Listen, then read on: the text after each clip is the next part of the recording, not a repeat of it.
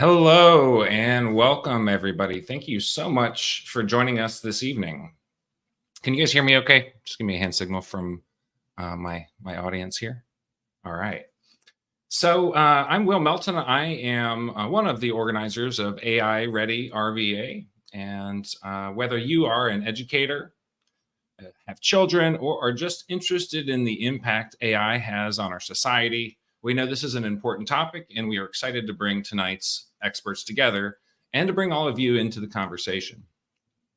Before we get started, just a little bit about AI Ready RVA. AI Ready RVA is a committee of leaders in the community who are interested in the opportunities that AI can bring for Greater Richmond. From education to economic development to workforce development, our aim is to prepare Richmond for the future, to bring good paying jobs to the region, and to lift our neighbors up in the process. We believe that the future is bright, but only if we harness the power of generative AI as opposed to turning our backs on it or presuming it will cause harm. We know it will cause change, so we aim to get out in front of that so that we are steering it, not letting it steer us. So tonight, why education? Since our committee started meeting back in August of 2023, we've really felt that education is key. Educating people is key, and it's the best way for us to achieve our mission. And young people are no exception in that. If anything, they're more likely to be the earliest adopters of this technology. So then that's a good thing. And we can leverage that to ensure that they don't just have a good education, but that they have a stellar one. I'll share some information about how you can get involved in AI Ready RVA and work with us to collaborate on future education projects at the end of the panel discussion today. But I'd like to take the moment now to introduce you to our panel moderator, Tykeem Cooper. Tykeem is the executive director of Richmond Public Schools Education Foundation. And while he just completed his first year in that role, he's no newcomer in the education space. His experience spans economic consulting, higher education consulting, nonprofit leadership, and was even responsible for launching the Richmond Resilience Initiative, a participating pilot program of mayors for guaranteed income, and with positive results. Tykeem is a leader in his field, but he's also an early adopter of AI. So I'm excited to turn the conversation over to Tykeem so he can introduce our panelists. So Tykeem, welcome to the stage. Thanks so much, Will, and thanks so much for organizing this. So good evening, everyone. I'm Tykeem Cooper, and what Will didn't tell you is that, yes, I've been an early adopter of AI, but honestly, pretty early on, I thought it was just something that was a little sketchy. And I met Will last year on the inner city visit back in Kansas City, and he started telling me all of these really fun things he was doing with Chat GPT and how it was making his life so much easier. And so I was like, hey, give me some of that. And over the past, 9, 10 months, I think Chat GPT has become one of my best friends and has moved to the front page on my phone. But honestly, my views on it have really changed. And I'm really excited to be part of AI Ready RVA because I think if we don't get on the front end of this, that it can be something that can be abused and really misused in our community. So tonight we're gonna have a conversation with two old friends and one new friend. First, we're gonna want to introduce Nicole Jones, who is our newest city council member, former school board member in the 9th district, and in her day job, she's the deputy director of Art 180. And then next, we're going to have Phil Demetrio, who is the founder of the Richmond Debate Institute. Phil has been doing remarkable work in this region with about 1,000 young people. He's an early adopter of AI in education. And to my knowledge, he taught the first AI course in Richmond Public Schools at Community High School. And lastly, we have a really old friend. I grew up with this woman, Dr. Tamika Ferguson. Um, and Dr. Ferguson is the Assistant Dean for Student Affairs for Inclusive Excellence at Virginia Commonwealth University. And she's also an associate professor. Um, I don't know how you have space on your business card for all the things that you do, but thank you. Thank you all for joining. I want to give you all an opportunity to introduce yourself.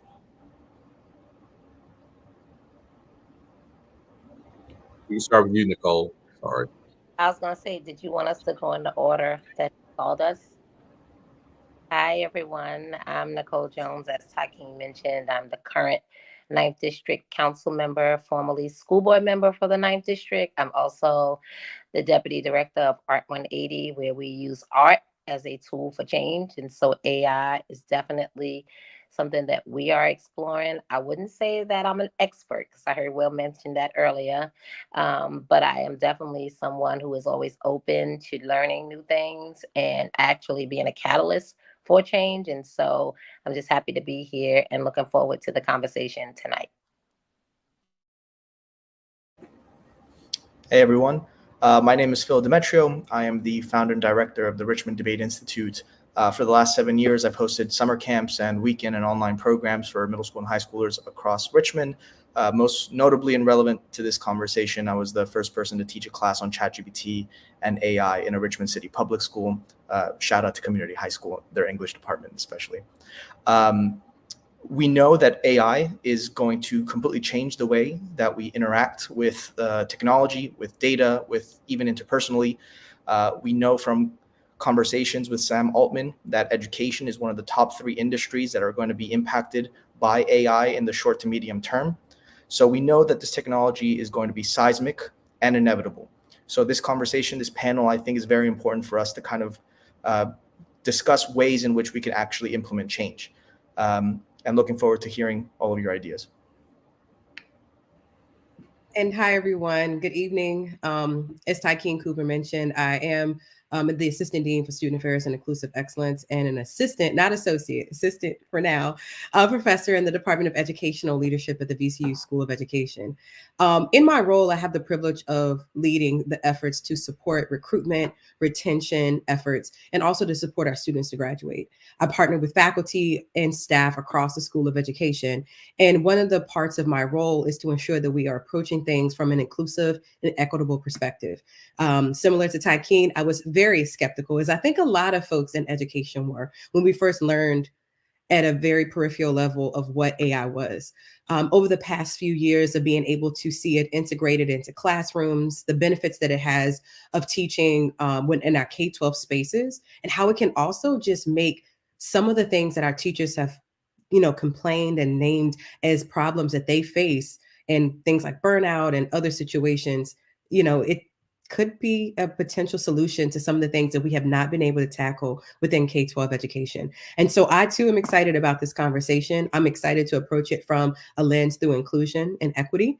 And I look forward to having a conversation with new colleagues. Thank you all so much. So friends at home, just want to give you all a little context to tonight. Number one, this will be very much a conversation, not a panel. We encourage you all to join, ask your questions, give us comments, give shout outs. We know Nicole Jones has a lot of fans, and we will always try to include them as much as possible. We kind of have a few buckets tonight that we really kind of want to delve into. One, AI for teachers, professional development, which has already been alluded to. AI for personalized learning, the future of work, which I personally think that was really, really interesting. 10 years ago, we were talking about robots and people were like, oh, they're going to take blue collar jobs. Oh, well. But then with AI, people start saying, oh, they're going to take some white collar jobs. Like, now this might be a problem. Personal views. And of course, we're going to try to include your questions as they come in. So if you're thinking something, don't be shy. Please hop in. So let's just start. I know Tamika has already kind of alluded to this, but how do we think AI can be used to reduce teacher burnout? I guess since you said my name, that means that I have to start. So that's awesome.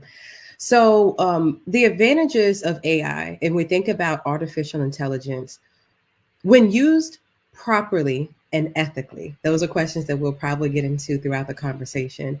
It can partner with teachers to do some of the very tedious tasks that hold them back from being more present in the classroom, and to expedite the work that they can do so they can enhance how they're creating and managing relationships with students. So for instance, ChatGPT through OpenAI is one of many AI platforms. And so it can be used through prompt engineering, being able to have a prompt where a teacher might say, give examples of how to engage students through a particular method of science, or how to teach a specific math concept. Not just lesson planning, but assessments, right? How do we assess these? Thinking about creating options for quizzes. These very easy things that can be done swiftly by the AI technology. But for teachers, this is very time consuming because they can think about very activities, different types of assessments, different ways to present the information, different language, because they're taught how to scaffold the knowledge. It's a lot of thought that goes into it. Well, with AI and being able to use prompts to get ideas about certain activities that could be related to a specific topic, that expedites the time that teachers have for lesson planning and thinking about appropriate assessments for that particular activity, so that they're more focused on that one-on-one relationship with the student. And AI is also flexible in that they can get a multitude of activities. So they can reach different students and be able to have differentiated learning opportunities in the classroom. And so when we start to think about burnout, some of the burnout is that grading can go beyond when school is over, it can go beyond 5 p.m. It can take up their weekends. Thinking about all of the multitude of assessments and taking on the data from various assessments through the schools that they're doing and in the classroom, that's a lot of knowledge, a lot of analysis. So anything that can assist teachers to be more efficient in how they're creating relationships and ensuring that students are getting the knowledge and not just being task oriented is, to me, a great addition to the classroom, especially when teachers have the technical knowledge to be able to do their work with the system and not just say, do it for me, because there still needs to be some type of assessment of what's happening, what's being, created in the AI technology. But the benefit is that they have a companion, they have an assistant, they have a support to do some of the work that they can then review and ensure that it meets the standards that they're needing to do in the classroom. Yeah, I can hop on the question next. I think when it comes to teacher burnout and generally using AI as a tool for teachers, that needs to be the first wave of change prior to introducing students to ChatGPT. I think teachers need to become the masters of the technology for them to understand how to best use it, how it can be a tool for them before they can then teach their students how they can use it as a tool for themselves. So I think it's important for us to kind of think that it must be a tool for teachers before it is a tool for students in the scope of education. In terms of reducing the amount of time and energy that teachers need for their jobs, I've experienced this firsthand. My parents are both educators. I grew up in a household of educators. And as soon as ChatGPT came out, I advocated, hey, y'all should start using this. This could be very helpful for you. And to their benefit, they were able to put together much more creative activities for their lessons, creative activities that they probably couldn't have thought of before. They didn't have experience to think of before. They were able to use ChatGPT's search function to find resources that perhaps they could not find on their own on Google. Additionally, I was speaking to a professor at Mary Washington who tells me that he is using ChatGPT as kind of a first round of assessment prior to then having various essays be submitted to him personally. So you're going to see AI being used to enhance the product that students are creating. So I think the first thing that's important is for us to acknowledge that AI needs to be a tool for teachers prior to a tool for students. We need to get teachers ahead of the curve.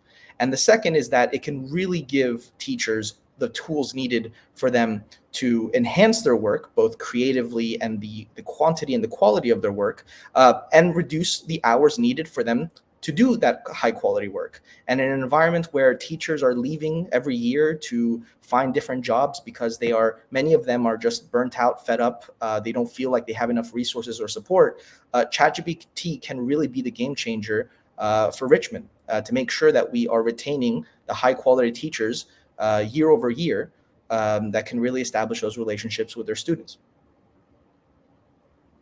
And I'll just add to that.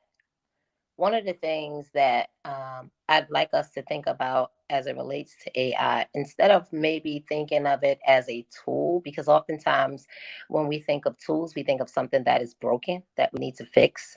And while education has its nuances, it has served purpose for years. But I like to think about AI as more of a collaborator, right? For specifically for teachers. And so this is a way to think about resources and enhancing what you already have so that we don't lose that human experience. And so, as a collaborator, AI then becomes this partner in success that we're trying to do to ensure that our students get to where they need to be. I think with the AI, when we begin to talk about it, we often are thinking about what is not working instead of collectively coming together. And I like to consider, instead of it being a tool, more of a toy. So something that our young people can play with, something that our young people can really experience and really take into an account a new way of thinking, doing, and being. And that's similar to how we work at Art 180, right? Like our methodology is a new way of teaching and learning.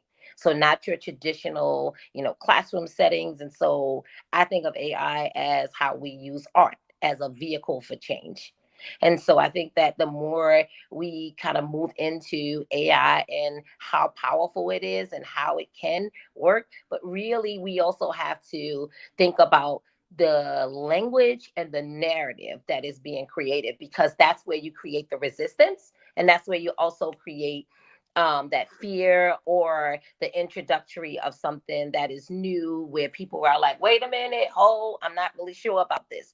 And so because it is something that we know can be a benefit, I'd like to think about it as a way of using AI as a collaborator in conjunction with the amazing teachers that we do have, because we do have a lot of amazing faculty who bring creative ideas and creativity, and sometimes they are restricted just because of curriculums or things that they have to do. So really being able to think about AI as this toy that we get to play with, experiment, and really explore the endless possibilities that will continue to help our young people become the best versions of themselves.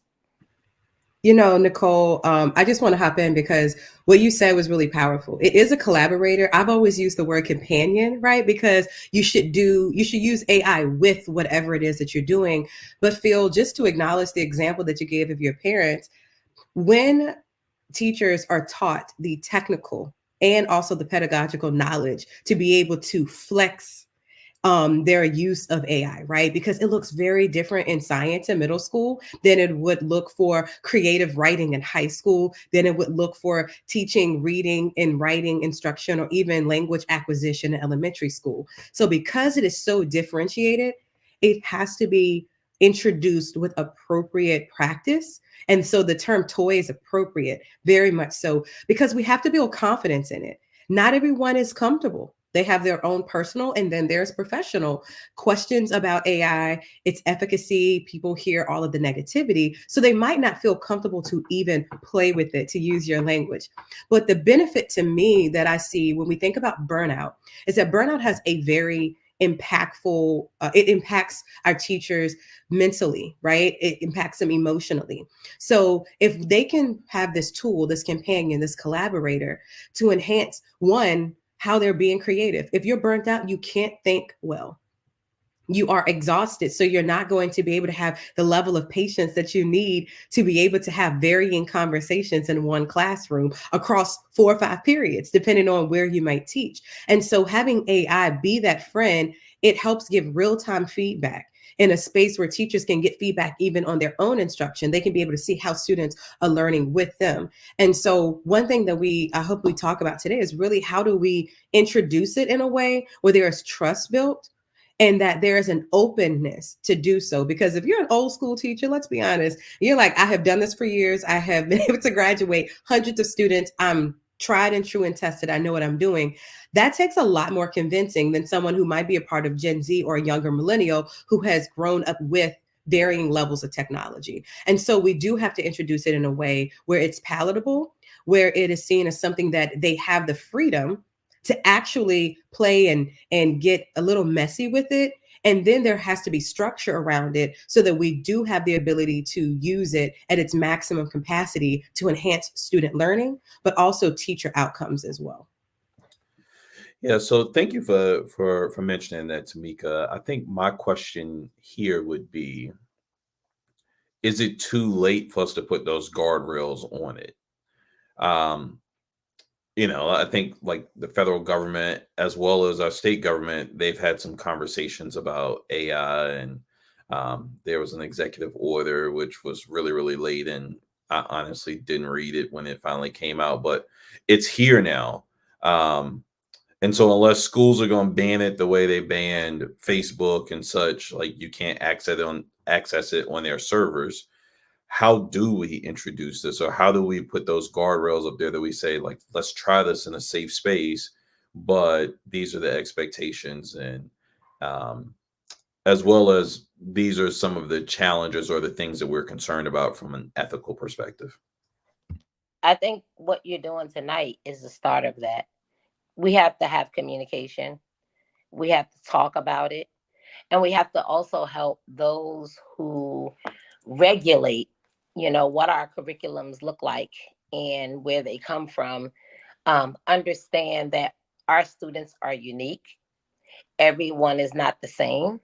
And so while, again, these tools are things that can be used in a very positive way, the openness has to start from the top.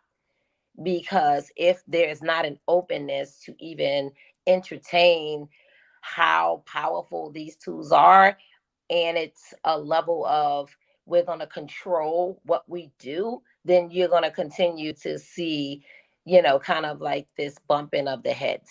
And so I do believe that, the state has put out, their thoughts about it. And I thought it was very,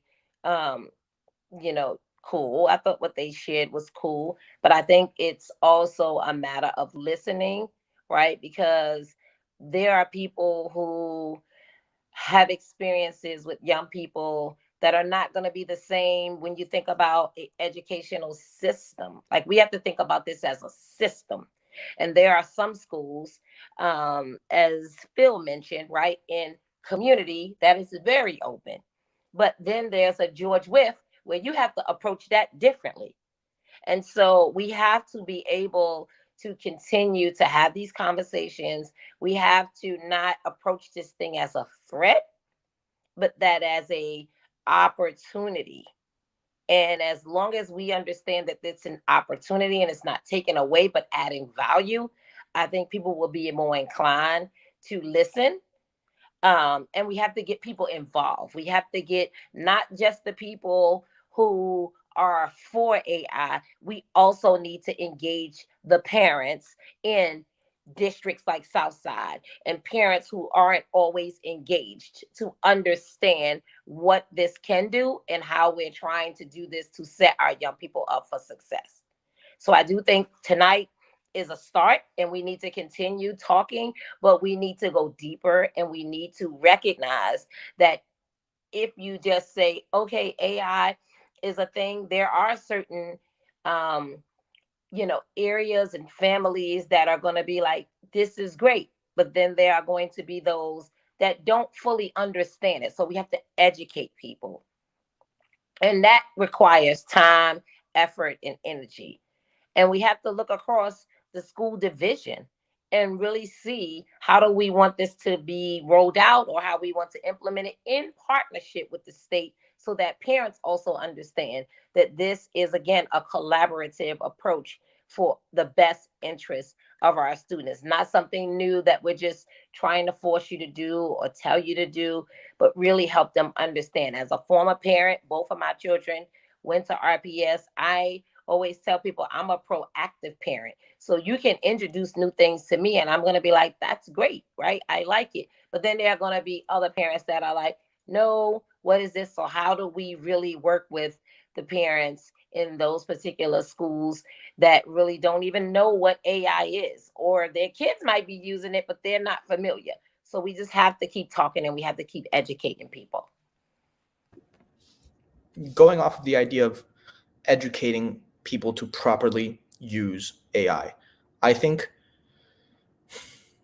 what is required is a culture, a tone from the top that allows and that tells teachers how to best use this tool, and it tells teachers how to tell their students how to best use this tool.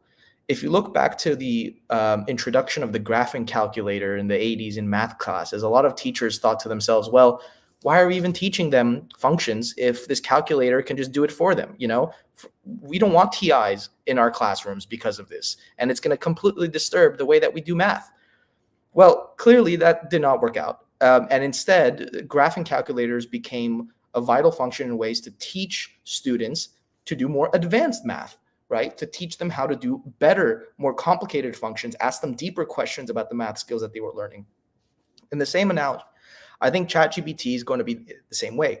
We have to have professional development created to narrate what is considered ethical, what is considered the right way of using AI for the education of students, what is considered the best way for teachers to use AI.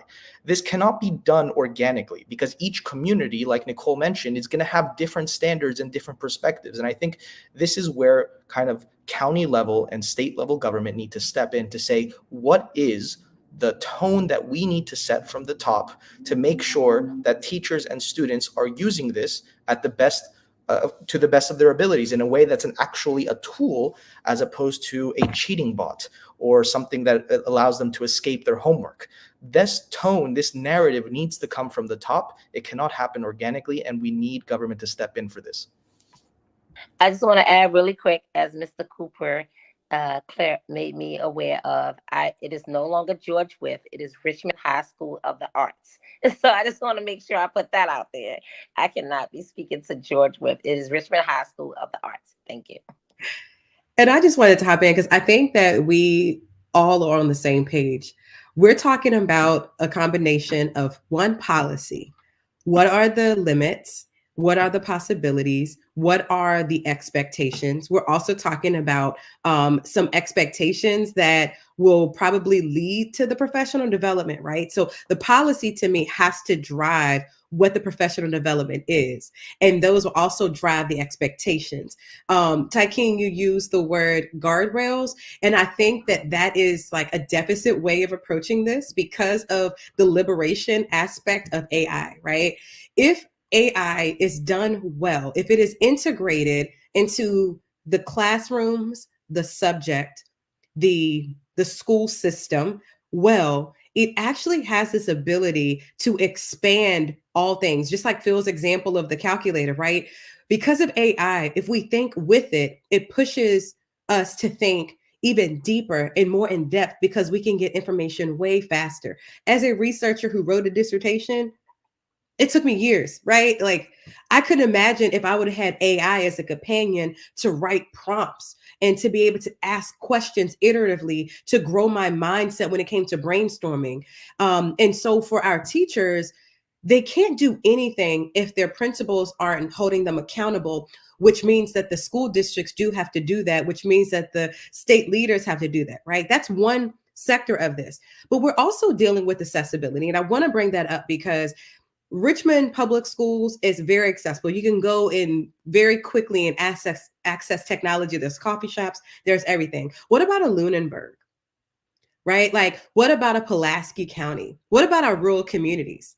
Do they have the same level of accessibility to the internet, fast internet, reliable internet, right? Do these households in some of our rural areas and even our lower income and not just low income, but limited income households even have equitable access to like a laptop? You know, are our libraries open long enough to where students will be able to gain this knowledge? So if we don't have equitable access to technology, we can't even envision how to expand AI and training, even for the teachers. Because if you think about it, if a student, we know that a student can access Wi-Fi very quickly, right? That means I can give you homework or assignments or tasks and activities, knowing that you can work on this project at home. So that school system in that space is more freeing. So now AI becomes a possibility for them to be able to do things in a swifter way. If I'm in a space where it takes 25 minutes, 30 minutes just to get to school by bus, I don't have reliable internet. There might be one computer or just my cell phone in my home. I can't do that activity, meaning that that teacher is limited in what they can expose the students to.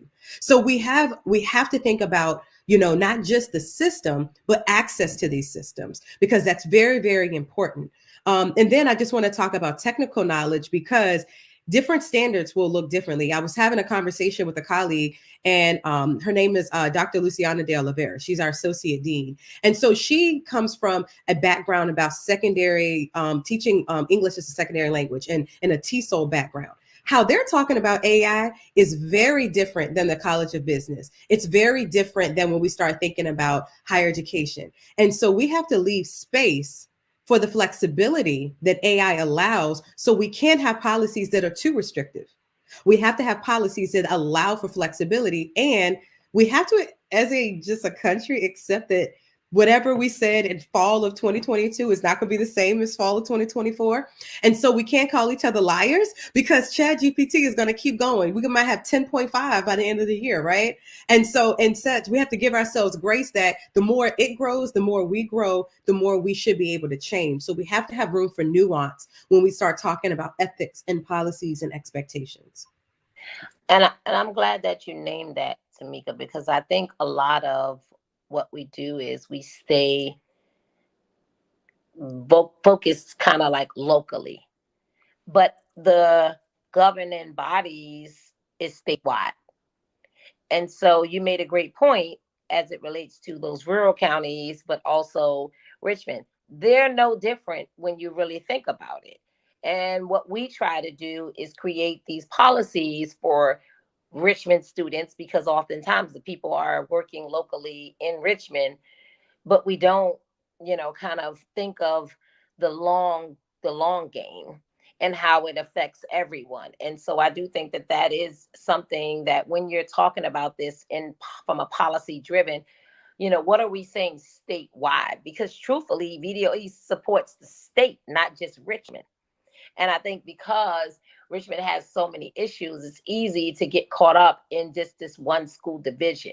But how do we take what other divisions are doing and doing well, and then also implement those locally, but then also take what we can learn and how we can leverage and level up the playing field? Because I do think sometimes staying local kind of diminishes the creativity and the power that exists in Richmond Public Schools. And so I just want to acknowledge you naming that, because when you talk about those rural counties, and we're no different, but we always seem to kind of only hone in on this particular district. Yeah, and thank you, Tamika, for elevating that in this conversation. This reminds me a lot of President Clinton's State of the Union address. I think it was 1998. But he said, within 10 years, if you didn't have a computer in your household, you'd be really far behind. And at the time, that seemed like so unrealistic in American culture, because most people didn't have computers. And then, I think it was within 5 years, 2002, 2003, if you didn't have a computer, like, it was a big disadvantage. And, I think back to when I was growing up, my mother had the World Book Encyclopedia. And I'm sure, kids now are very unfamiliar with that concept, but how these things have grown and how technology has definitely evolved over time. I think access is one of those things that we definitely have to figure out. And, in the working group here, something we always talk about, we have to get this right now. And so Dr. Douglas in the chat actually elevated the conversation a little bit about English language learners. And so I'd like to, present that to you all, because in one sense, yes, I think access makes this a barrier, but in another sense, there's so many opportunities to to assist and to accelerate our English language learners with school and their education here. We can talk about Richmond, but in America in general. Well, I think the issue with the English learners is a very prevalent, situation. But I do think that there are initiatives, that can be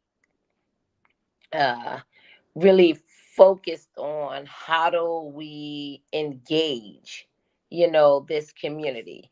And I will say that being one of the co-chairs of the task force for the study of Latino students and English learners, there has been a lot of emphasis placed on that, but it is still really a hard community to engage. But when you think about it, I mean, they're on technology, they're using social media. This is not something that they are not privy to.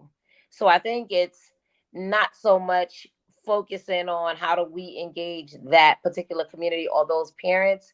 I think that is where the school comes in to really roll out that information that they can then take home and really help elevate the conversation in their homes with their parents. Because a lot of the young people translate for their parents. And so in order to get the parents involved and engaged, we have to really begin to talk about, how this tool or toy is a way for them to stay in school and to really enhance the learning. Because I'm quite sure that's part of their challenge, right? Is that really when we're trying to engage the Latino community or the immigrants, a lot of it is the work that is being shared within that school does not resonate with them. But young people resonate with technology. The one thing that they resonate with, I don't care what culture it is, they resonate with technology. And so implementing this, the AI within schools that have that high population is also another way for them to see learning in a way that they can connect to. So I do think that when you think about that particular population, it's less about what they don't know and really understand that they are very aware. I think it's like any other community. We kind of discredit or think what they don't know without taking into account what they really already know and have access to. So how do we take that and elevate it in a way that then continues to like reverberate out in a way that helps them? So I'll be interested to know Phil's experience with using this, thinking about the students in his class. But I will just say that from a research perspective, because AI is still new, there are not a lot of articles, a lot of knowledge that researchers have done extensively, right? There is some out there, there are some best practices or promising practices, but there's not a significant amount of research that has, this is how you use AI with our English language learners. So let me just be transparent about that. It is a growing field, just like ChatGPT and all of our AI technologies are growing, but there are examples, a plethora of examples about what's happening in real time.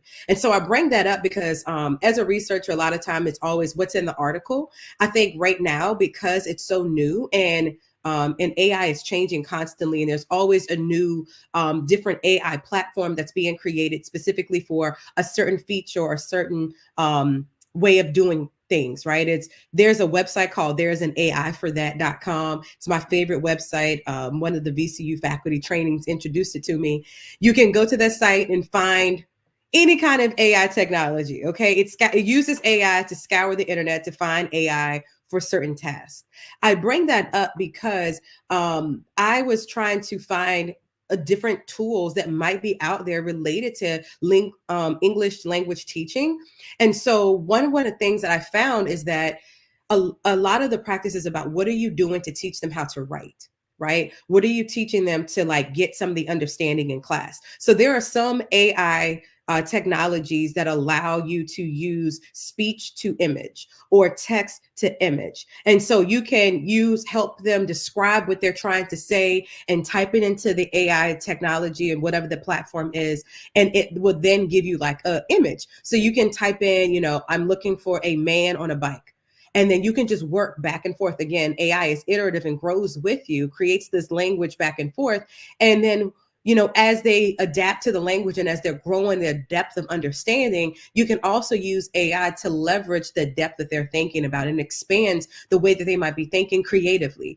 I also think when we're talking about writing in a second language, AI can also be used as a tool to help expand certain knowledges that students might not have the capacity to think about. And if they think different, if they're neurodivergent, it doesn't mean that they're not intelligent. It just means that they think differently. So being able to find not just a chat GPT, not just something that's normal, but maybe there's a certain type of platform that some of our students need to learn with them. Again, that goes back to ethics, that goes back to policies, right? Because AI platforms grow and use our knowledge, and they learn from us because, again, they're these companions that work with us. And so we do have to worry a little bit about the ethics of that, the integrity of it, how we assess it. But if we were to use Nicole's example of like as a toy, if we were to use it as like this tool to help grow creative thinking, brainstorming, expanding of thought, language acquisition, then there are a lot of pedagogical tools that currently exist within TESOL spaces to where we can then flex some of that knowledge and be able to enhance and meet various students where they are. Because it's not just an English language learner, that's a student that might just be one identity or one aspect about them. They could be neurodivergent. They could have a certain disability. They might need additional assistance. They might be doubly exceptionally, all of these things. But we can use AI to then meet them where they are. And I think that's the part that I've had the biggest growth in, because I approached AI when I was first introduced to it from is this plagiarism perspective, very professorial in higher ed. They're going to cheat. They already, like all of that. I didn't see the editing. I didn't see the having a conversation back and forth that we've seen with the Khan Academy's Khanmigo. I didn't think about all of the ways that it can really step in where I, as an instructor, might be inept or not able to meet that student in that moment where they are. And so we just say that, an educator cannot do everything, but the things that they can do very well can be coupled with the ability of a system to enhance and find out where their students are. And so I think those are the opportunities that AI technologies provide, where students are able to feel more empowered and teachers are able to feel more of a facilitator of learning and not just a knowledge holder. Yeah. Oh, you were going to say something, Phil? Yeah, I was just going to kind of share some of the experience I had and how students have reacted. The first thing that I've experienced is that engagement goes through the roof when you have ChatGPT involved in the lesson.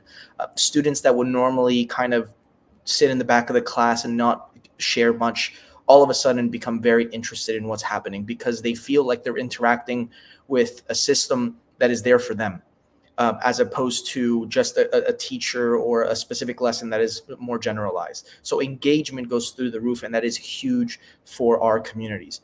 The second is that ChatGPT is very customizable to each student.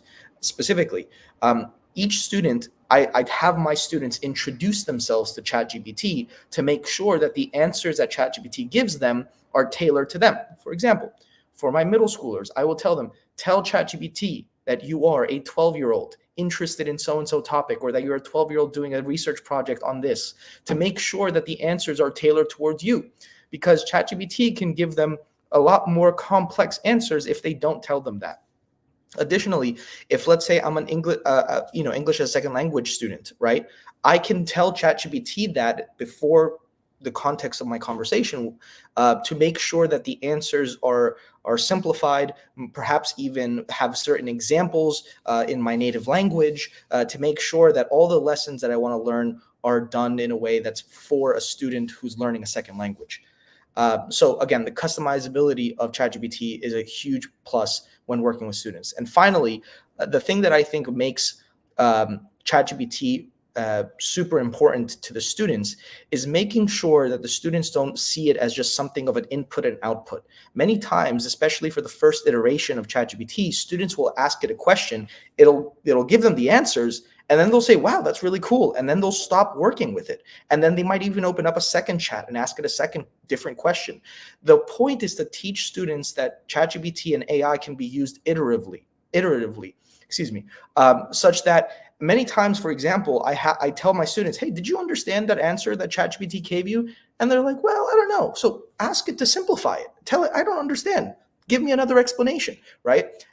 Teaching the students to use AI iteratively is going to be a huge development curve for them in terms of how they use other AIs to actually solve their main goals, as opposed to treating it like just a simple input output, a simple toy. Let's see what this can do. It is a tool that can be used over a period of time with more complex context added to it. So these are kind of some of the ways that I've experienced students engaging with ChatGPT in the best ways. And I just wanted to add, and I think you hit it on the head, Phil, when you spoke about the customization, because I think a lot of times when we roll something out, we try to do it as like a,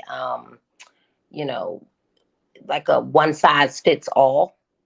And specifically for English learners, like that's part of their challenge and part of their barrier is that you're trying to engage us, with this curriculum that doesn't really speak to me as a person, helps me understand my culture, my understanding. But I think what is so powerful about this is that it's skill building, right? And we always talk about young people and how they can build these skills. So AI also builds these skills because you have to customize it and work with it so that you understand what it is that you're actually doing.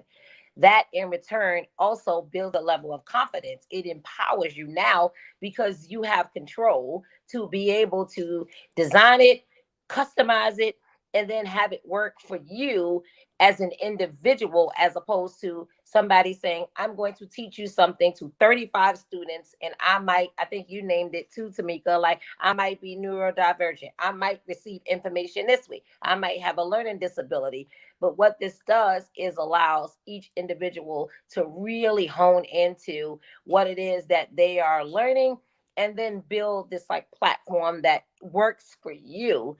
And I think that is the most powerful thing that we can do for our young people, is to really help them feel like, okay, I'm also learning at a pace, at a level of understanding that I don't feel like I'm left behind, or I'm not just sitting in the back of the classroom and not engaging because I don't understand. Now I understand and it works for me. And I think that is something when we talk about skill building is like out of this world. Like you cannot discount the skills that it does build. And then again, just that power that we put back into the hands of young people to kind of really help with the support of the teacher, with the support of community or whomever that is helping them really use this tool in a positive way, as opposed to like, now I'm just going to use this and get all of my test answers. But you really are holding them accountable, but you also are working with them to help them understand, like, this is a thing that you can then go into the workforce or whatever have you. So I just wanted to name that. So we've talked a lot about in theory, and I think Phil and Tamika, to a certain degree, you've talked about how you all are using it in classrooms. But how are you personally using AI right now? Professionally and personally. Yes. So, being a professor, I'm expected to write articles and conduct research, all of that. So, but I will say for me, I use, right now I'm using ChatGPT. That's not the only platform that I'm using, but that's one of the AI platforms that I'm using. So to get over my deficit thinking about AI, it took me a while to learn how to use it to where I felt that it was an ethical use of it. And so I use it just like we've been talking about. I use it in my writing. It's a very helpful editor. So sometimes I can be long-winded in my writing. And so sometimes I saw that face, Tykeen.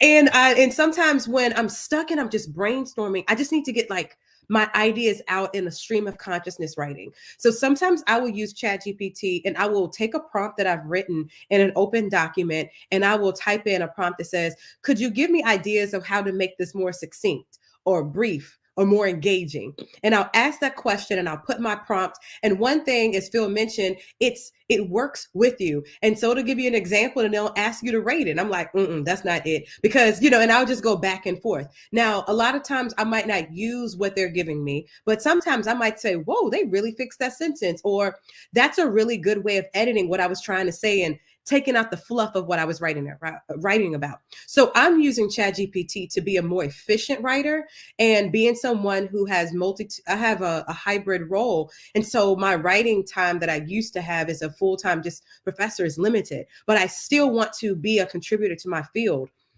And so I use AI to help me be more effective in my writing. Another way that I'm using AI is, again, there are various AI platforms, and I shared the website again. I have learned how to use AI to write up PowerPoints and presentations. I've used it to think about like competencies related to like jobs.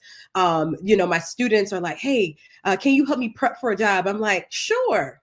Send me the job description. And I will, in my mentoring role, I will type it into ChatGPT or into another platform and say, could you give me some ideas of interview questions? And so I've been able to use that to enhance how I show up, not just as an administrator or professor, but also in other roles as a mentor. And I also have used it in my personal life, to be honest, to try to help streamline my calendar, and to think about ways of like just prompts of how to say things that might not be appropriate over email, but to get ideas on how to simplify my language in emails that are like just straight to the point and not long-winded, because no one likes chain messages, right? So I've used it there, but I also want to point out that AI is also embedded in a lot of systems. So it's embedded in Canvas. I use Canvas. It's embedded within Google. It's embedded in a lot of different things that I'm using. So if I'm using a technology and it's going to give me a prompt, I'm going to go with that and say, wow, that's a great idea. And so I'm also learned how just to use it when it's integrated into things that I'm already using on a regular basis. And that's also helping me grow my confidence more, and that it's not just an unethical tool, that it is something that I can use to be a better professional and show up better in spaces where I'm expected to lead and communicate well. I think so in my line of work, I have to teach a lot of students very complex debate topics that are chosen by the National Speech and Debate Association. These are topics that are very difficult to explain in a succinct way, and also require a sense of like diplomacy and neutrality in the way that you're explaining them. Just last month, we were talking about American foreign policy in the Middle East. Clearly very relevant topic right now. How do you explain that to a 13-year-old in a way that's succinct and neutral? So ChatGPT does a great job of summarizing very large, complex topics for various grade levels. And so if you're trying to just tell students about just a general overview about a topic that you can spend weeks on a course teaching, but you just want a one-paragraph way of describing it, ChatGPT is great at doing that. In my line of work. Additionally, something that has saved me a lot of time is using Claude AI.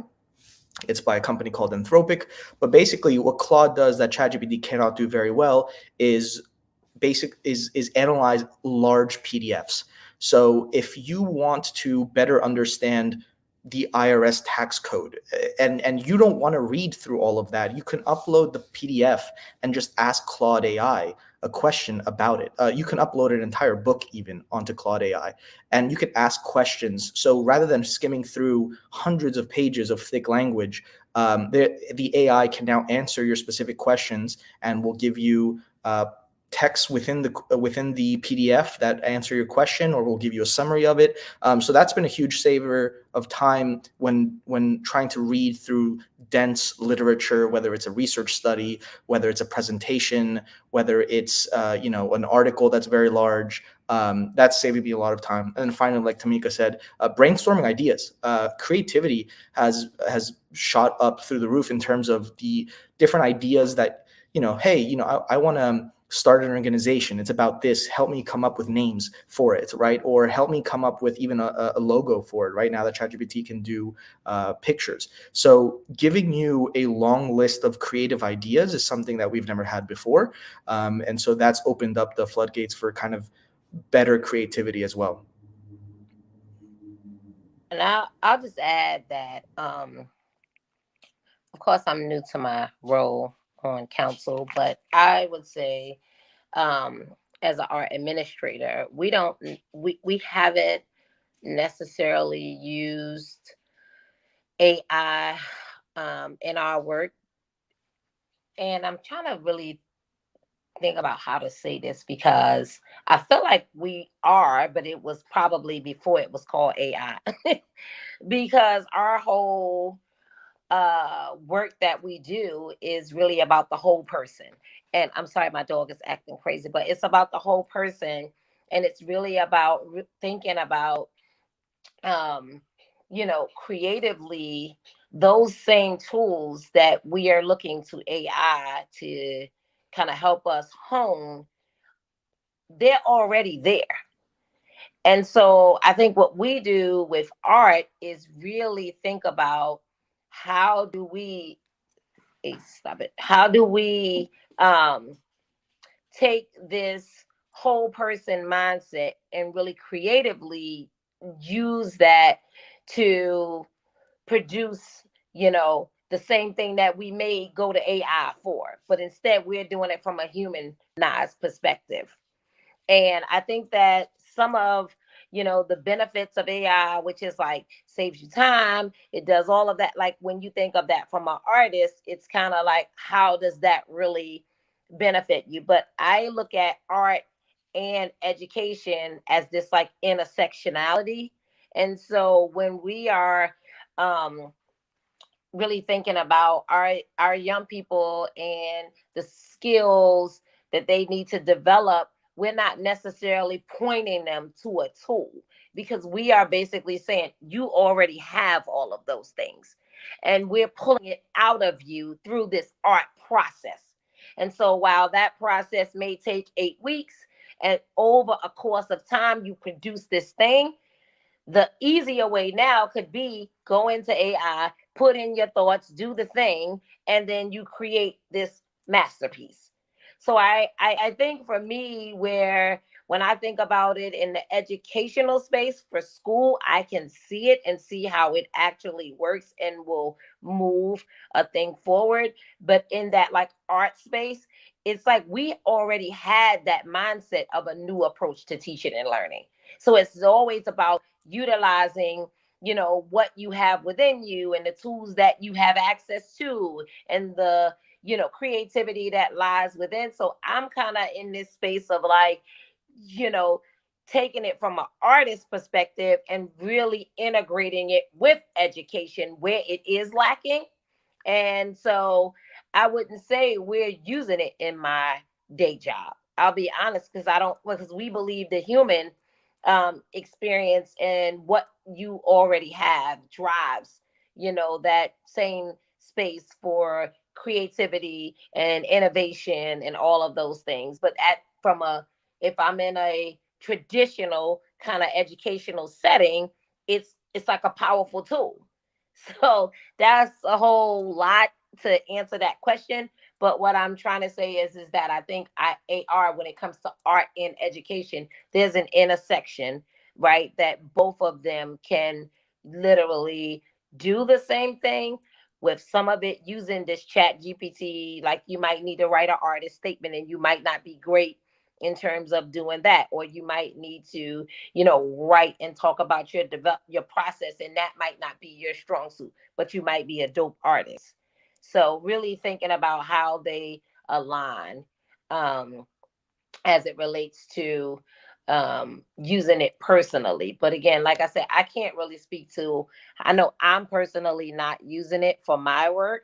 But I think when I think about the art space, I think in how our methodology, it really has some components of AI, but it's just, we've been using it before you even called it AI.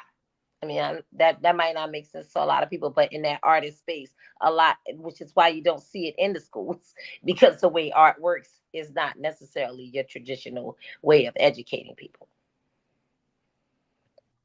Yeah, Nicole, one of the first articles that I really read about AI last year was, I think it was in Colorado. Someone won an award at a fair. I think it was like a regional, a county fair. They won the art competition. And so people were saying that it wasn't actually art because they use, I think, Midjourney to create the piece. And other folks were saying, well, this is still art because they conceptualized it and they communicated with the app, or with the tool. But that was one of my first introductions to like all of the different forms of AI. It's really interesting that the approach that you all are taking. Like, I'm very familiar with Art 180, and I wonder how soon will you really begin to leverage the tool, or the toy as you called it? Yeah, I think the fact that we are international now, and so a lot of what we're seeing overseas, a lot of that is AI. And so, really, just being able to be a catalyst for change through the arts using AI is where we are looking to be able to introduce it, because a lot of people, again, just like anything else, right, is like, well, it's going to take away from me as an artist, and it's going to water down the things that I do. And so, really, again, always going back to this educational perspective of, we can talk about it in education because that's like a real tangible thing, right? But art, where it's subjective and you kind of really are the person creating, you have to help people really understand, to your point, you are still doing the thing. This, again, may help you cut down on time, streamlining process, etc. But again, that's also working with people to feel like something is not being taken away from them, but that is actually an added value. And that's what I've found, that in anything that we do, it has to really help people see where it's an added value and not necessarily something that's being taken away from them. People are, I don't even want to go on with the Erykah Badu, but people are artists and they sensitive. So yeah. Yes, and so we have a question in the chat about our concern around student privacy and data. And so the question is, what measures should schools and policymakers prioritize to safeguard student data while still leveraging the benefits of AI technology in the classroom? So I can take a first pass here, and this is no easy question, but I actually think the responsibility here is not on the schools, but on the companies that are making the AIs.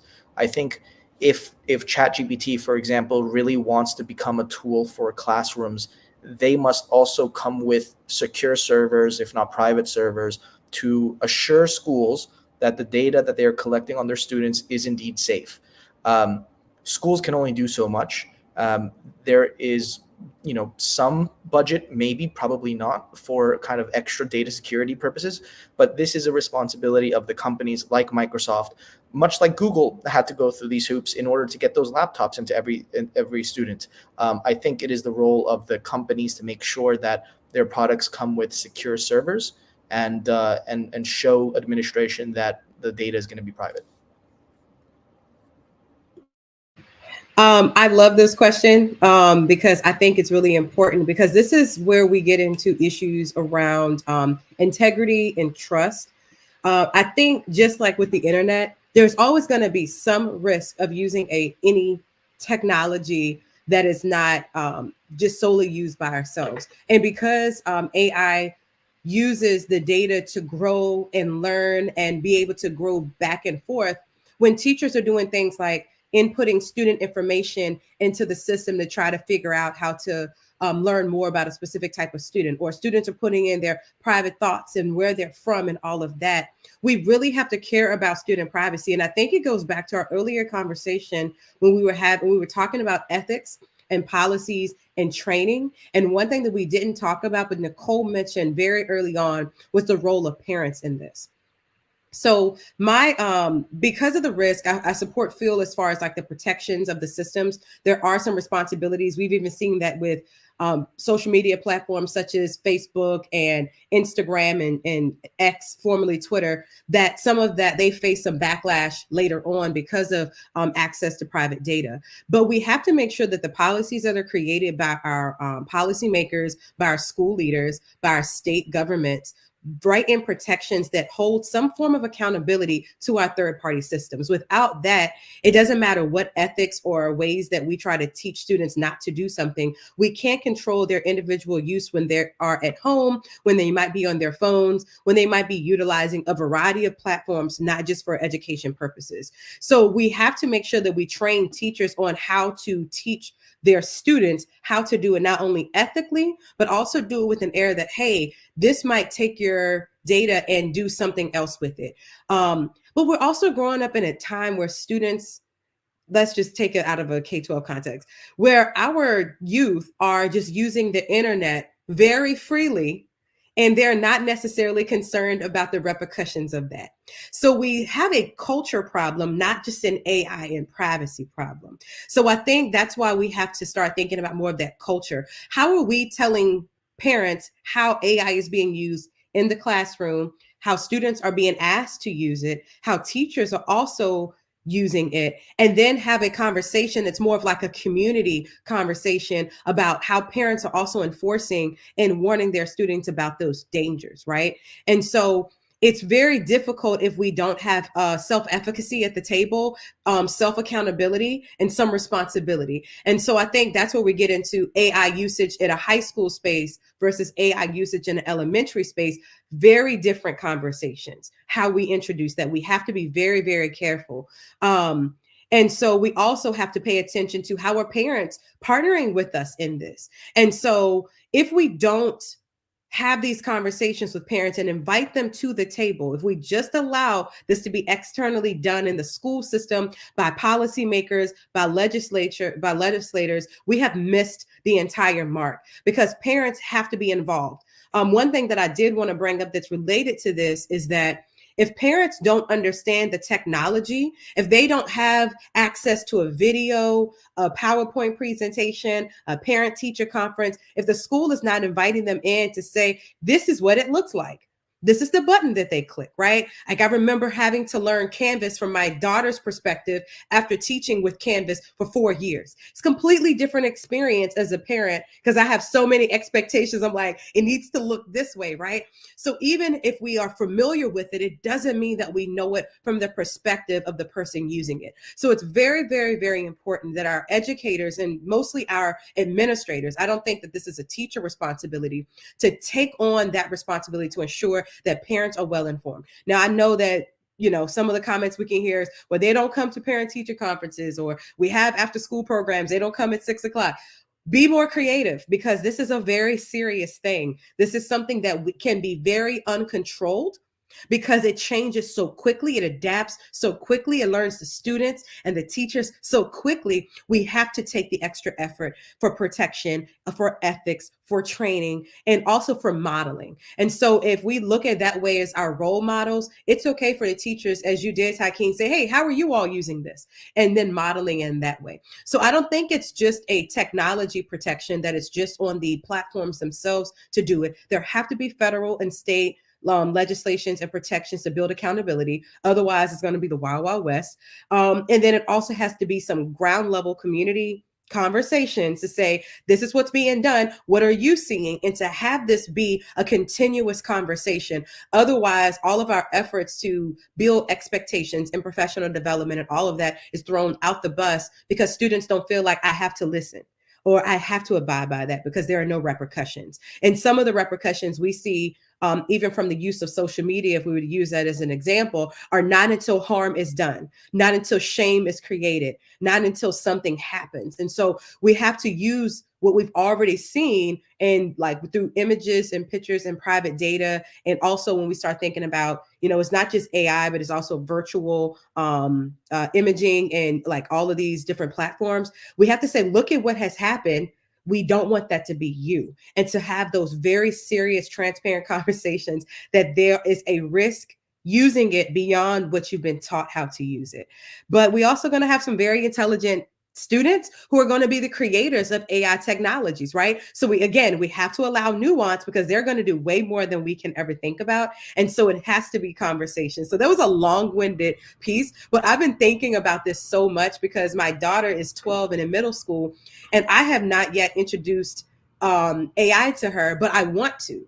And I'm trying to figure out how to do it, but I also don't have her on social media, right? So I'm like, maybe not yet. Maybe when she's older, but she's going to find her way to it if I don't introduce it. So I have to weigh these options of how do I make sure that I'm the person who has an active role in her usage of this technology that, again, is ever changing. And I have to constantly stay abreast of what's happening. And so the other last thing I'll say is that I encourage parents, I encourage those who are guardians or connected to children in some way, you have to stay on top of what's happening. Don't just allow the latest headline or Instagram or social media post to be the only education that you have around AI. Really read and learn more about the ethics, what's happening in your state, in your district. What are the limitations? What are they not saying? And then go to those school board meetings and ask the tough questions about what are the levels of protection and training that are being provided in those school districts.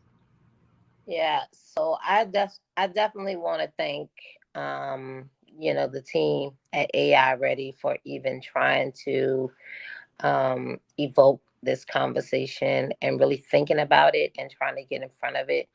I would also, to Tamika's point, implore you all just to ensure that the proper communities are engaged because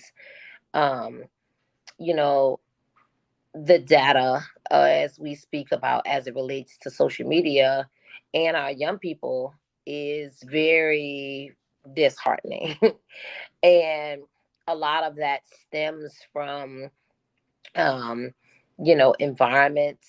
A lot of that stems from, the inequalities that affect certain communities. And so, how do we ensure, that AI also does not become something as a way out, right? So, like now, I'm trying to, just like I have to make money to support my family and all those things because I don't understand the ethics or the ramifications that come behind that. I'm using this and creating this thing because I now have access. Because, again, what I will always say is that young people already have the tools. This stuff is not new, and anything that you put in front of them, they can adapt and will learn how to do. And so we want to just make sure that it is rolled out in a way, whether it's a school division, whether it's a community, that folks are seeing this again as a value added um, toy, but not something that gets introduced to the community with no real clarity of how it works and how, or the repercussions of if you don't do it right or well. And I think we do have a tendency of like introducing new things, and because we want to be on a cutting edge and we want to be, on top of technology and we want to be evolving, we introduce these things without taking into account that there are people, still today who don't fully understand technology. And so there are some of us who, because we are in these spaces, we have to do this work and we understand it. But I also just think that they're, being ready because we know it's coming. It's the same thing that we talk about in these communities and really helping people kind of come along. Like how do we bring them along this journey as opposed to like introducing something to them where they don't have no choice. And because you have no choice, you're now using it to how it only benefits you and not the collective. So we do have to continue to keep having these conversations and be mindful of the communities that understand AI and how, and ask questions.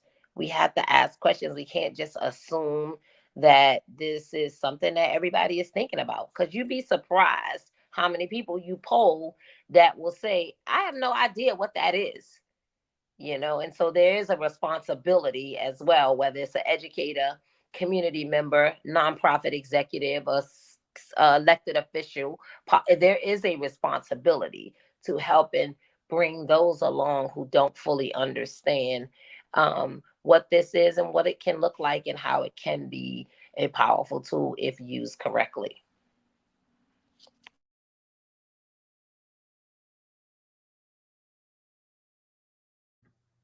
Phil, did you want to add anything on there? Yeah, I think so. Like Nicole said, I just wanted to thank, AI Ready RVA for this conversation.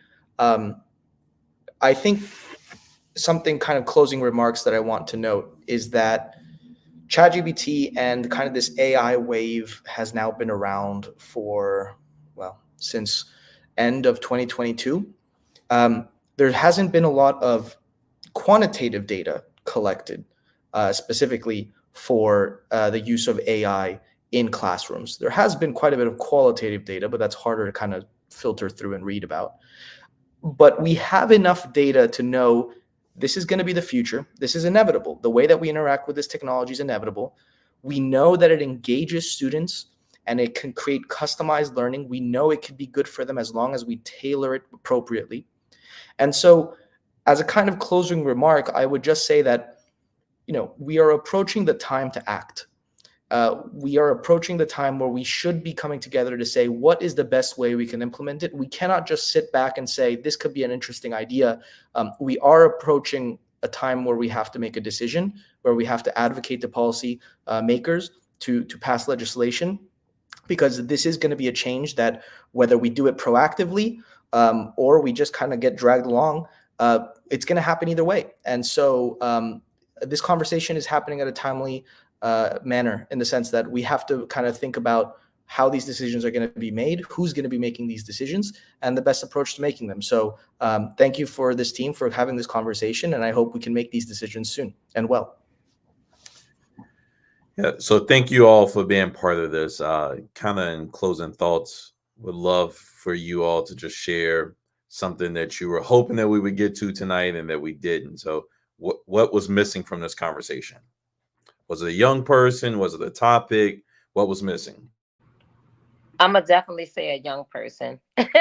Always going to say a young person.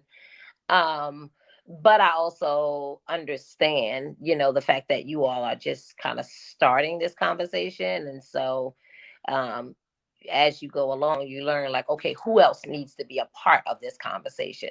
So it wasn't necessarily a missed opportunity. It's just, as we build it on, who else do we need to continue to talk about? And since tonight, a lot of the topic was around young people and education, it makes sense to bring in some young people. But I think that you all had a great, you're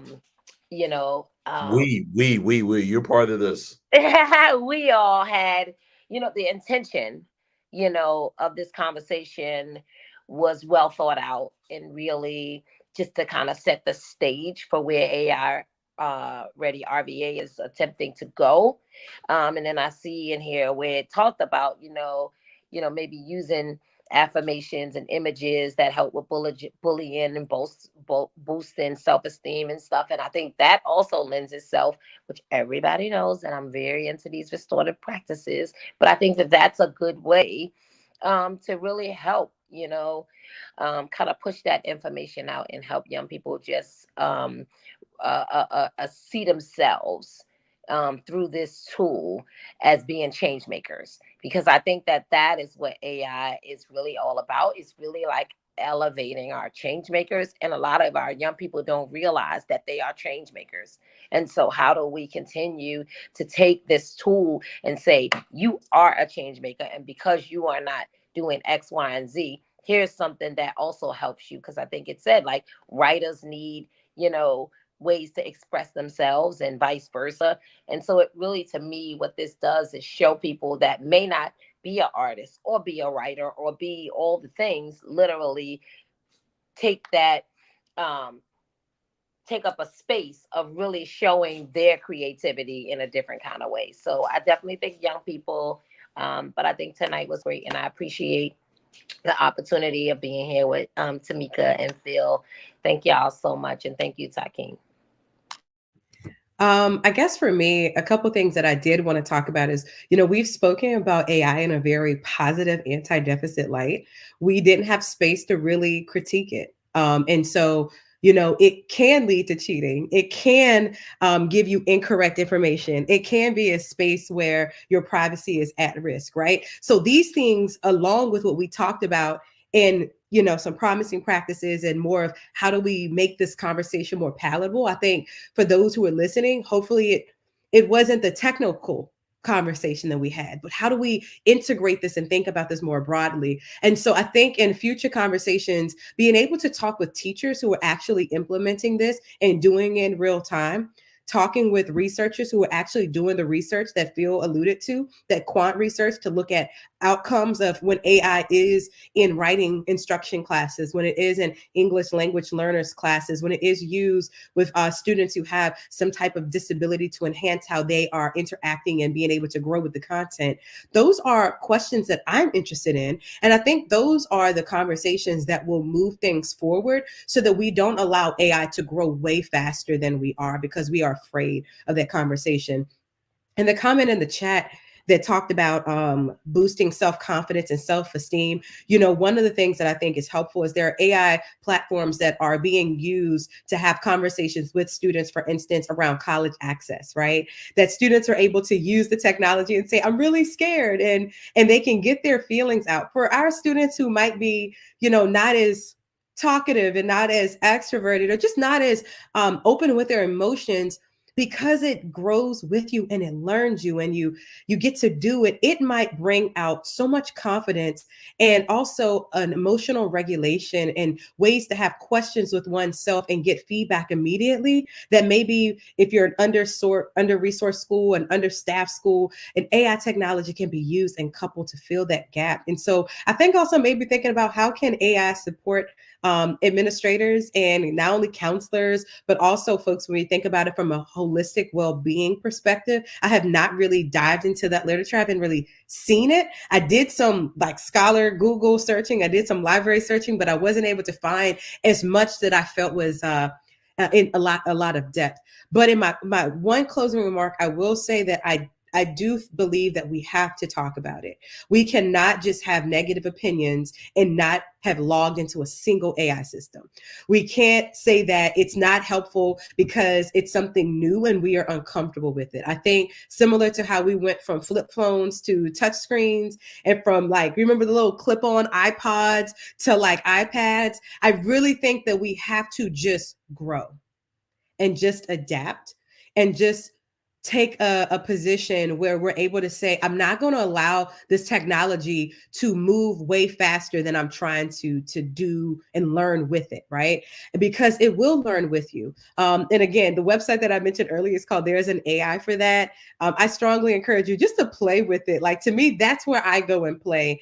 That's why I create like little free accounts and I play with different technologies. So right now, this week, I'm testing out a GPT that is working with my schedule and tasks so that I can like get through my to-do list by timing versus creating meetings for myself on my schedule. So I will, you know, Tykeem, I'll tell you about it if you're interested, in Nicole, if you want to work with it. But so far, I've been able to knock out over 80% of my tasks this week that I've put down because I have a reminder coming and it's asking me, where are you at in this process? So there are some things that I'm working through. So I'm just excited about the possibilities. And I'm actually proud of us who are trying to get over our deficit in skepticism about it, but our deficit thinking about AI as a tool.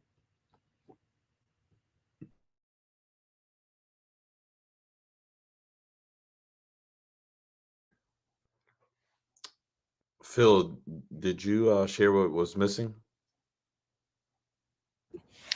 Yeah, I mean, you know, kind of conversation is happening at a timely way. Now is the time to kind of start to form ways that we can implement real ways, impactful ways that we can use this technology, taking into consideration, of course, the risks, working with all the stakeholders and communities that are important, and really kind of being willing to adopt it, even though we may not fully understand it. So kind of just reiterating some of the comments from earlier, I think this was a timely conversation, and I'm excited to see what Richmond does from here.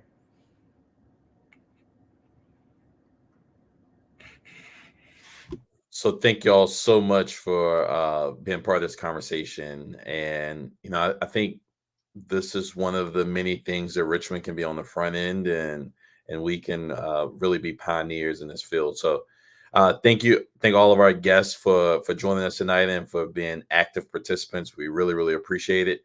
And I'll turn it back over to Will Melton to close us out.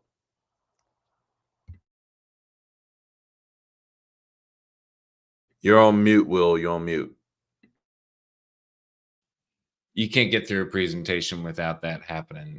We all know that language so well now. I'll have to come up with like an audio tone for it. So thank you, Tykeem, Nicole, Tamika, and Phil for sharing your perspectives and provoking a lively discussion on a very important topic. I know our viewers will leave this conversation feeling inspired. And as a non-traditional learner myself, I'm personally grateful for your time and your thoughts. If I could just ask the panel to hang back for a minute, I'm going to ask Tykeem for his closing thoughts, and we will wrap things up for our audience at home. So Tykeem, I know you've been thinking a lot about AI and the power it has in empowering young people.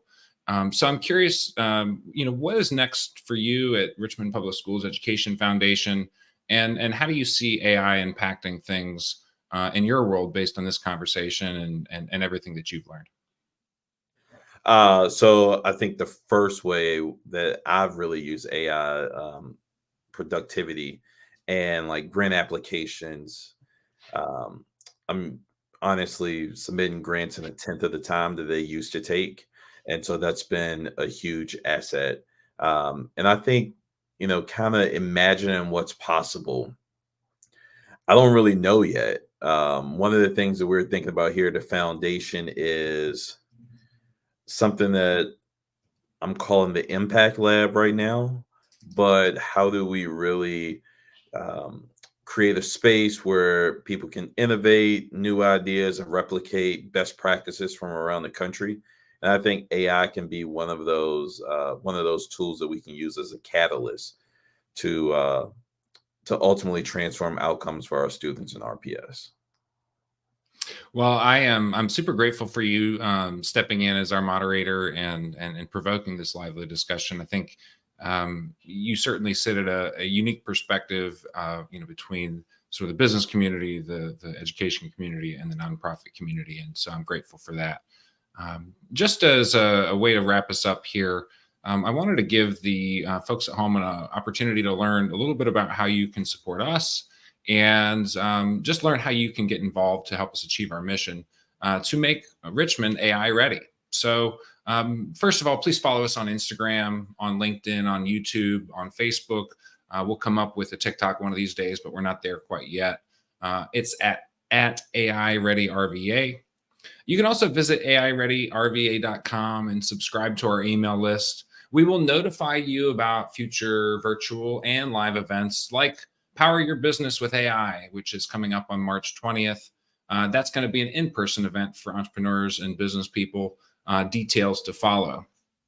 If you're looking for opportunities to collaborate with AI Ready RVA or need access to experts in this area, please reach out to us on any of our socials.